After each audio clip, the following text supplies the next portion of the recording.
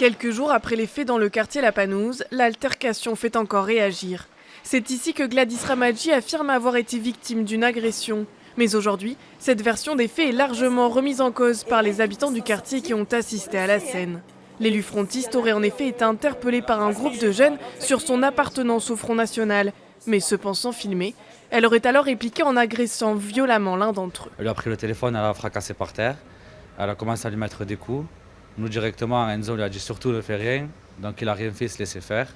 Elle a continué à l'insulter, elle lui mettait des coups de poing, coups de pied. Ensuite, elle lui disait des grosses insultes, des nique ta mère, fils de pute, sale blanc, etc. Il marchait parce qu'il était de dos quand elle lui a sauté dessus. Et c'est là qu'elle l'a attrapé au cou et qu'ensuite elle s'en est pris à ses parties génitales. Et je trouve ça horrible. Une version des faits confirmée par un autre témoin de la scène qui assure que la personne agressée n'aurait jamais tenté de répliquer. Il n'a jamais porté la main sur cette femme, ni d'ailleurs tous les jeunes qui étaient autour. Personne n'a approché cette femme. Elle était dans un état de violence.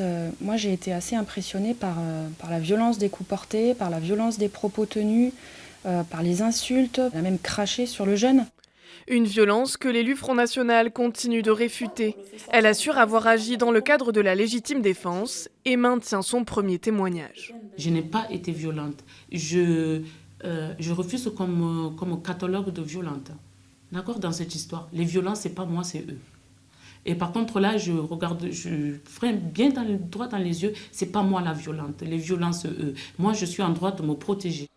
Des images de vidéosurveillance ont été mises à la disposition de la police, qui a déjà procédé à l'audition de plusieurs témoins.